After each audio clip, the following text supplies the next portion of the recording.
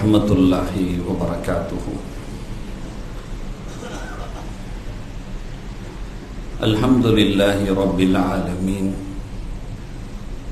அஸ்ஸலாத்து வஸ்ஸலாமு அலா அஷ்ரஃபில் அன்பியாஇ வல் முர்ஸலீன் சய்யிதனா வ மௌலானா முஹம்மதின் ஸல்லல்லாஹு அலைஹி வ ஆலிஹி வ ஸஹ்பிஹி அஜ்மஈன். அம்மா பஅத்.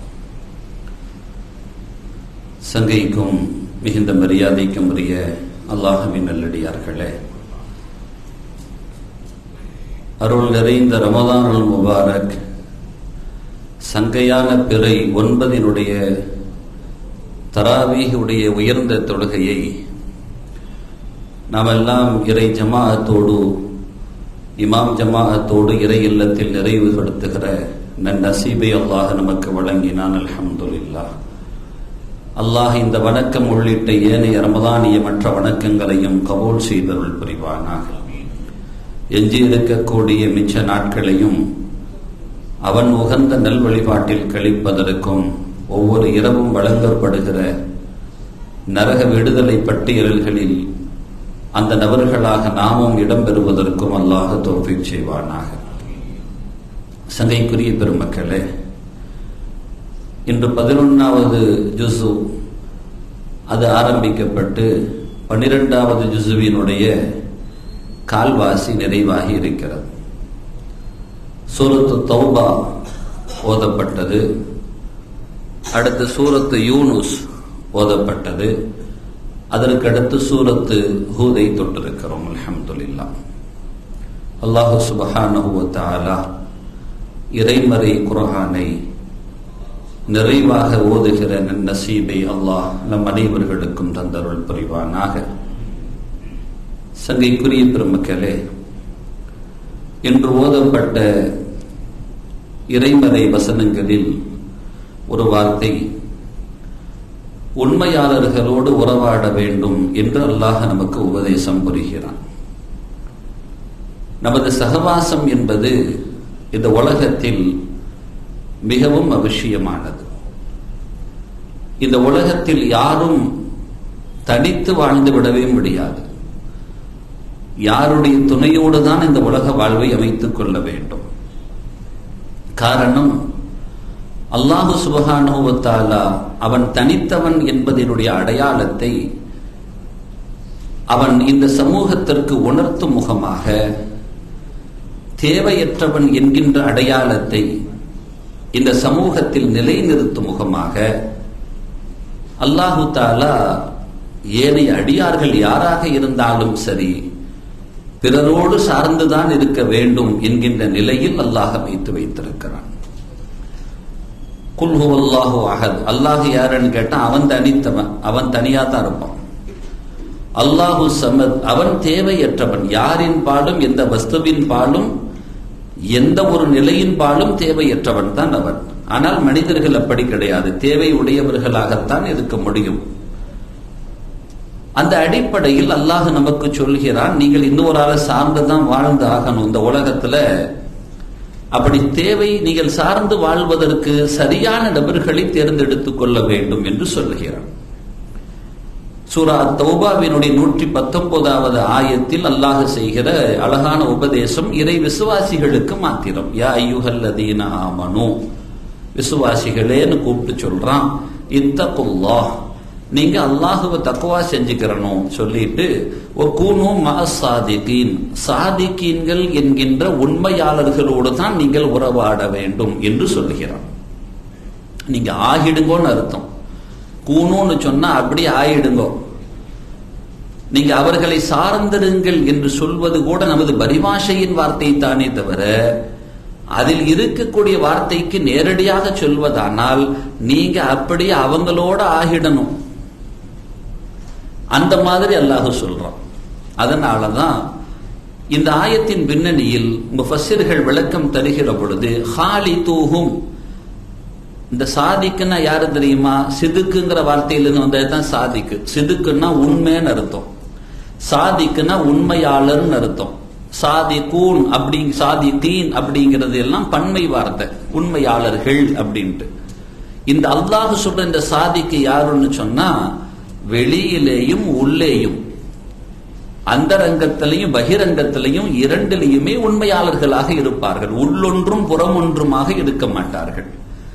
அவங்களுக்கு பேரு நயவஞ்சகன்னு அர்த்தம். உள்ள ஒண்ணு வச்சுக்குவான், வெளியில ஒண்ணு காட்டிக்குவான். இவனுக்கு பேரு நயவஞ்சகன்னு அர்த்தம். முனாஃபிக் அப்படின்னு சொல்லிட்டு இறைமறை அவனை அடையாளப்படுத்தி காட்டும். அப்ப அந்த நயவஞ்சகர்களாக மாறிவிடக் கூடாது. அதனால்தான் அருள் நிறைந்த சஹாபிகள் உள்ளே ஒன்றும் வேறொன்றும் வெளியே ஒன்றுமாக தென்படுவதாக இருந்தால் அவர்களை நயவஞ்சகர்களாக அடையாளப்படுத்தினார்கள். ஒரு கட்டத்தில் நபிகள் நாயகம் ரசூலுல்லாஹி ஸல்லல்லாஹு அலைஹி வஸல்லத்தினுடைய ஒரு தோழர் திடீரென்று அவர்கள் வெளியே வருகிறார்கள். வீட்டிலிருந்து வாராங்க. வரக்குள்ள நாஃபக ஹன்லலான்னு சொல்லி அருள் நிறைந்த அந்த ஹன்லலா என்கின்ற தோழரின் வாயிலிருந்து இப்படி ஒரு வார்த்தை வெளிப்படுகிறது. ஹன்லலா நயவஞ்சகராகிறாரு, ஹன்லா நயவஞ்சகர் மாதிரி தெரிகிறாரு. சஹாபிகளிடத்தில் நயவஞ்சகம் என்பது சொட்டும் கூட இருக்காது, தூசி அளவுக்கு கூட இருக்காது. கழுகி சுத்தப்படுத்திய நயவஞ்சகத்துல கூட அந்த கடைசி ஒட்டிட்டு இருக்கிற நயவஞ்சகத்தன்மை கூட சஹாபிகள்கிட்ட இருக்க வாய்ப்பே கிடையாது. ஆனா சொல்வது அவர்களை குறித்து பிறர் அல்ல. நாஃபக ஹன்லலா முனாஃபிகா போயிட்டாரு அப்படின்னு ஒரு கடுமையான வார்த்தை சொல்றாங்க. இத கேட்ட முதல் யாருன்னு அபூபக்கர் ரலியல்லாஹு அன்ஹு. ஹன்லலா எப்படி இருக்கிறீங்க அப்படின்னு கேட்கறாங்க. இப்ப இந்த வார்த்தையை சொல்றாங்க, ஹன்லலா முனாஃபிகா போயிட்டாரு அப்படின்ட்டு. என்ன வார்த்தை சொல்றீங்க ஹன்லலா? எவ்வளவு கடுமையான வார்த்தை தெரியுமா? எதை வச்சு நீங்க இப்படி ஒரு முடிவுக்கு வாரீங்க? என்ன இப்படி சொல்றீங்க அப்படின்னு அவங்க கேட்கிறாங்க. இந்த தோழரை குறித்து அவர்களுக்கு நன்றாக தெரியும். அப்ப உடனே அதற்கான விளக்கத்தை சொல்றாங்க. வேற ஒண்ணும் இல்ல, நம்ம ரசூலுல்லாஹி ஸல்லல்லாஹு அலைஹி வஸல்லம் சபையில இருக்கத்தானே செய்யறோம். பெருமானாருடைய சபையில இருக்கும் பொழுது நமக்கு அல்லாஹ்வுடைய சிந்தனை தவிர வேற எந்த சிந்தனையாவது வருதா அப்படின்னு கேட்டாங்க.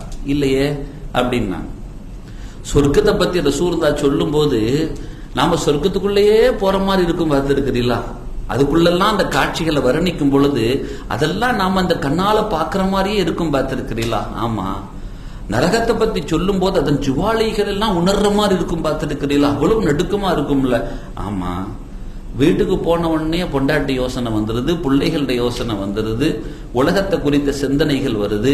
என் பெருமானாரின் சமூகத்தில் ஒரு நிலை, அதை விட்டும் விலகிய பின்பு வேறு நிலை என்றால் அது நயவஞ்சகத்தனம் இல்லையா? என் உள்ளம் அதை நயவஞ்சகமாக கருதுகிறது என்று ஹன்லலா ரலியல்லாஹு அன்ஹு சொன்னாங்க.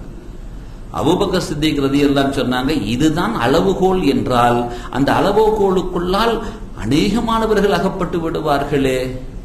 நமக்கு அந்த சிந்தனை வரத்தானே செய்து, மனைவியுடைய சிந்தனை வருகிறது, மக்கள் சிந்தனை வருகிறது, இப்படி இருக்கத்தானே செய்து. நேரா வாங்க ரசூலுல்லாஹ்ட்ட போவோன்னு போயிட்டாங்க. ரசூலுல்லாஹி ஸல்லல்லாஹு அலைஹி வஸல்லம் போனவனே ரசூலுல்லாஹ்ட்ட இந்த விஷயம் முன்வைக்கப்படுகிறது. பெருமானார் காரணம் கேட்கிறார்கள். ஹன்லலாதிகள் தான் இதே காரணத்தை சொல்கிறார்கள். அதெல்லாம் சரிதான் ஹன்லலா, மனுஷ வாழ்க்கைங்கிறது அப்படி இப்படித்தான் இருக்கும். இதெல்லாம் பெரிய நயவஞ்சகத்தனமா நினைச்சிடக்கூடாது. இது நயவஞ்சகத்தனம் கிடையாது. அந்த பாசங்கள் நேசங்கள் இருக்கத்தான் செய்யும். ஆனா நீங்கள் மாத்திரம் நிலைத்திருப்பீர்கள் என்றால் எப்படி? என் சபையில இருக்கும் பொழுது என்ன மனோநிலை இருக்கிறதோ அதே மனோநிலையில் நீங்கள் உங்களுடைய எல்லா இடங்களிலேயும் அப்படித்தான் இருக்க முடியுமாக இருந்தால், இப்பதான் பெருமானார் ஒரு வார்த்தை சொல்றாங்க, லசாஃபஹத்துக்குமுல் மலாயிகத்து ஃபீ துருகிக்கும்.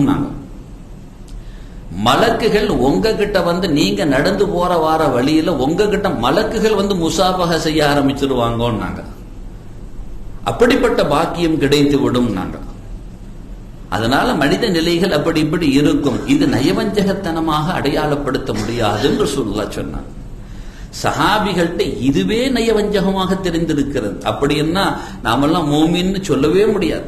இது மாத்திர நயவஞ்சகத்தின் அடையாளமாக அன்று ஏற்றுக்கொள்ளப்பட்டிருக்கும் என்றால், இன்னைக்கு யாரெல்லாம் மோமின்னு சொல்லுங்கன்னா ஒரு ஆளு கூட மோமின்ல தர மாட்டாங்க. அதை விட கொடுமையான சிந்தனையில் உட்கார்ந்துட்டு இருக்கிறோம். இங்கேயாவது ரசூலுல்லாஹ் கிட்ட இருக்கும் போது அந்த சிந்தனை, வெளியில போன அந்த சிந்தனை. அவங்க எல்லாம் தொழுகையில நிற்கும் போது தன்னையே மறந்துடுவாங்க. அலி ரலியல்லாஹு அன்ஹு போன்ற பெருமக்கள் எல்லாம் அவர்களுடைய கால்களில் தைக்கப்பட்டவைகள் எல்லாம் தொழுகையில் எடுக்கப்பட்டிருக்கிறது, வேதனையே தெரியாம இருந்திருக்கிறாங்க. நாம தக்பீர் கட்டிட்டே வெளியில தானே சுத்திட்டு இருக்கிறோம். அல்லாஹ் அக்பர் தக்பீர் கட்டி இருக்கிறோம், ஆனா நாம எல்லாம் வெளியே தானே சுத்திட்டு இருக்கிறோம், எங்க உள்ள நிக்கிறோம். அல்லாஹு அக்பர்னு சத்தம் கேட்கறதே அதுக்கு தான். குனிங்கோ நிமிருங்கோ அந்த சவுண்ட் மட்டும் இல்லைன்னா எல்லாம் எங்க நிக்குன்னு தெரியாது, எந்த உலகத்திலேயே நிற்பாங்க. அல்லாஹு தஆலா நம்மளை எல்லாம் பாதுகாக்கட்டும். அதனாலதான் நாம நல்லோர்களோடு சேர்ந்து இருக்கிறோம். பெருமானாரோடு இருக்கிற பொழுது எந்த மனோநிலை என்பதால் தான் இந்த சஹாபிகள் அவங்கள தாபிகள் சஹாபிகளை சார்ந்திருந்தாங்க, தபு தாபிகள் தாபிகளை சார்ந்திருந்தாங்க. இப்படி நல்லோர்களின் சகவாசங்கள் இருந்து கொண்டே வருகிற பொழுதுதான் நமது வாழ்க்கைகள் ஒரு தனித்துவ அடையாளம் பெறும். அதனாலதான் முஃபஸ்ஸிர்கள் சொல்றாங்க, ஹாடிதூஹும், நீங்கள் அவர்களோடு கலந்து விடுங்கள். எதனால்? எதற்காக? லி தகூனு மிஸ்லஹும், அவர்களை போல நீங்க ஆயிடுவீங்க.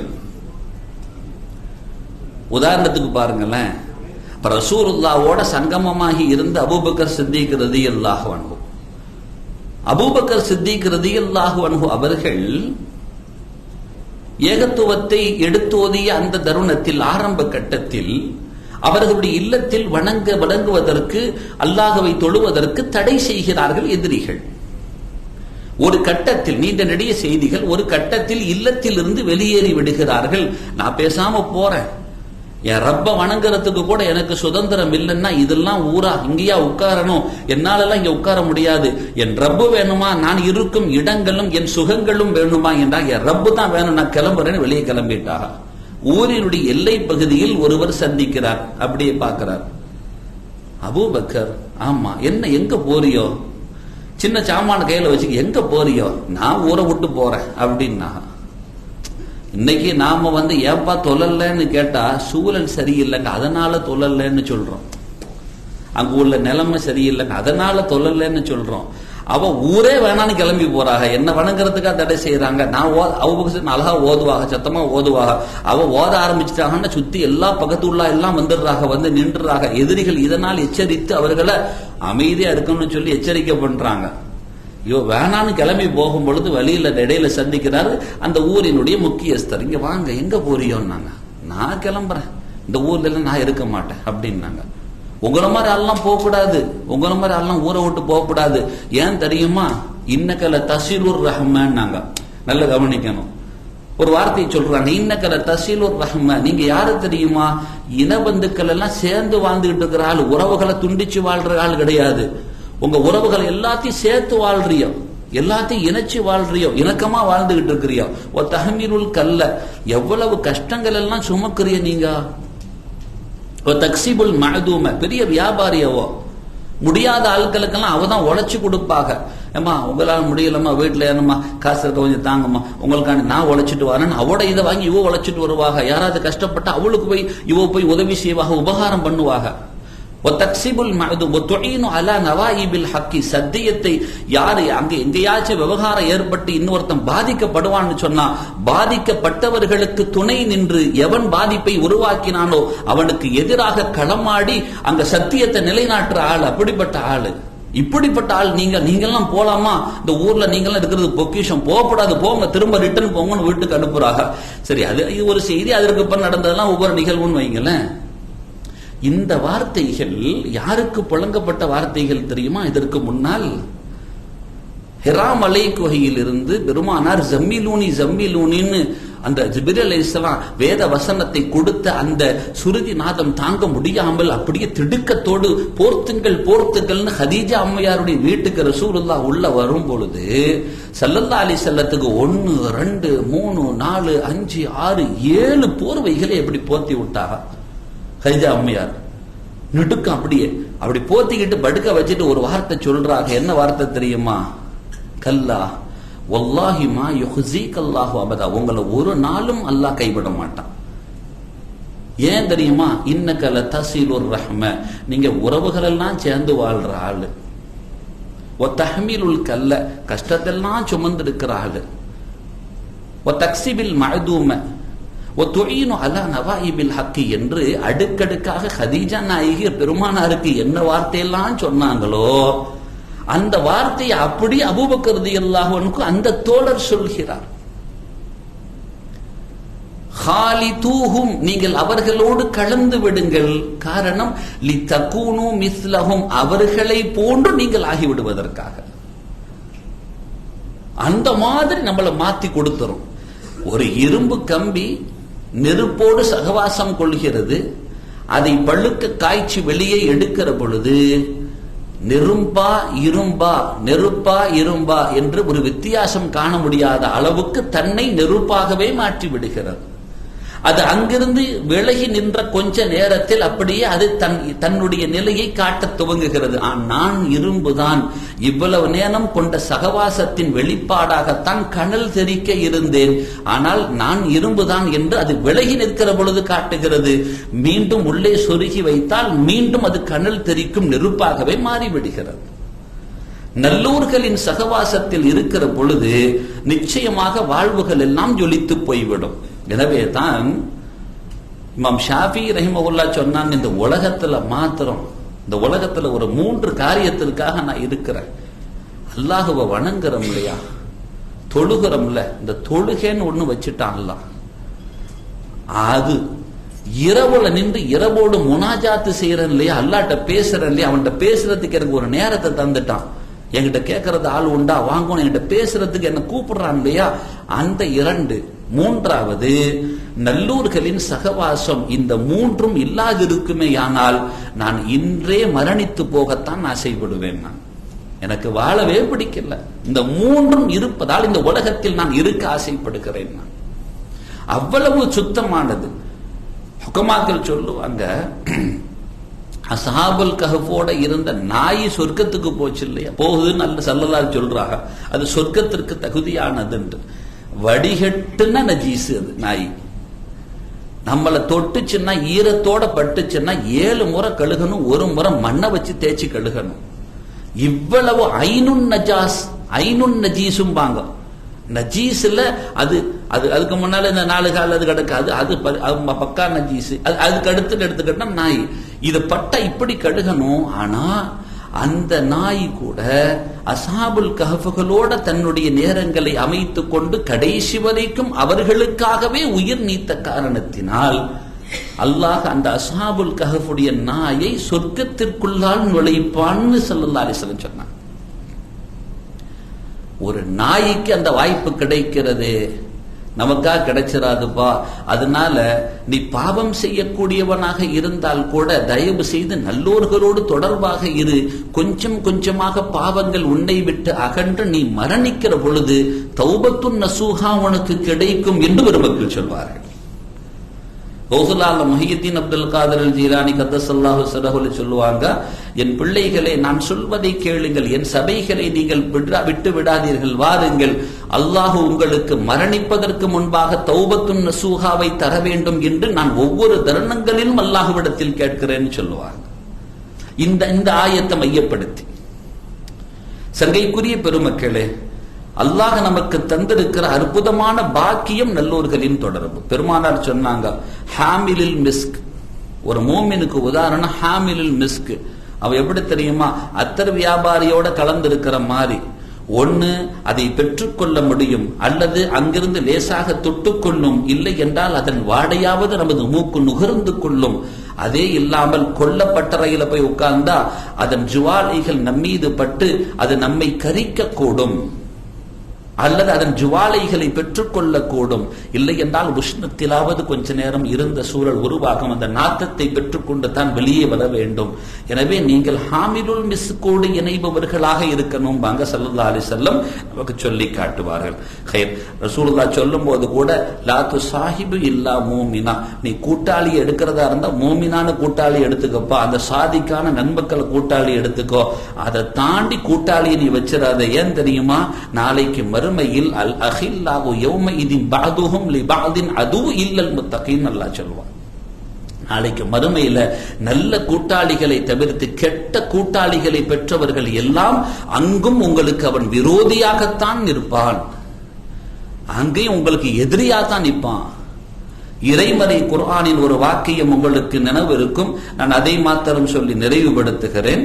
நாளைக்கு மறுமையில அல்லாஹ்வுடைய சமூகத்துல ஒவ்வொரு வேண்டல்கள் இருக்கா இல்லையா, அந்த வேண்டல்கள்ல ஒண்ணு என்ன அப்படின்னா, யா அல்லாஹ் ரப்பனா இக்ஃபிர் லனா வ லிஇஹ்வானினா அல்லதீன சபகூனா பில் ஈமான் இந்த உலகத்துல கேட்கிற வார்த்தை இருக்கு. யா அல்லாஹ் எங்கட பாவத்தை மன்னிச்சிரு. வ லிஇஹ்வானினா அல்லதீன சபகூனா பில் ஈமான், ஈமானோடு மரணித்தவர்களுக்கும் நீ என்ன செய், கொடுத்துரு, அந்த மன்னிப்பை கொடுத்துருன்ட்டு. ஆனா கெட்டவன் அப்படி இல்லை. நாளைக்கு மறுமையில் அங்கும் கூட அங்கே சபிப்பானம். எங்க? நரகத்துக்குள்ளேயும் சபிப்பானம். இவனால் தானே கெட்டேன், இவனால் தானே நான் மோசம் போனேன், இவனை நீ வந்து இன்னும் நோவினை செய்யன்னு அவன் நம்மளை சபிச்சுக்கிட்டே இருப்பானா. நரகத்துக்கு போனாலும் அங்க போனாலும் விட மாட்டான், சபிப்பான். எங்களை வழிகெடுத்து விட்டார்களை, இரட்டிப்பான வேதனைகளை கொடுன்னு சொல்லி கோபத்தில் கொப்பளிப்பான். ஆனா இங்க மாப்பிள்ள வாடா பேசிக்கிட்டு இருப்போம், நைட்டு ஃபுல்லா பேசுவான், ஊரை சுத்துவான், எங்கேயாவது போவான், அப்படி இப்படி கூடவே வருவான், எல்லாம் பண்ணுவான். தொலைக்கு போலான்டா, அடே நில்றா போவான்டா, இங்கிட்டு போவான், இங்கிட்டு இழுத்துட்டு போவான், ஏதாச்சும் பண்ணி தொலைப்பான். இவன் தான் நாளைக்கு மறுமையில் அங்கேயும் சபிக்க ஆளா வச்சிருவான். நல்லோர்களோடு இருந்தால் நினைத்து நினைத்து புலகாங்கிதம் அடைவார்கள். உங்களின் ஒரு நாள் சீராக கழிந்து விட்டால் அன்று படுக்கை தான் நிம்மதியான தூக்கத்தை கொடுக்கும். வீணாக்கியவர்களின் நிலைகள் படுமோசமாகி போய்விடும். ஒரே ஒரு ஹதீஸை உங்களுடைய செவிகளுக்கும் சிந்தைகளுக்கும் நான் இதனுடைய நிறைவாக தர விரும்புகிறேன். பெருமானார் சொன்னார்கள், அல் மர்உ மஅமன் அஹப்ப. இன்னொரு ரிவாயத்துல அந்த மஅமன் அஹப்பபத. ஒரு மனிதன் யாரை நேசிக்கிறானோ அவனோடு நாளை மறுமையில் இருப்பான்.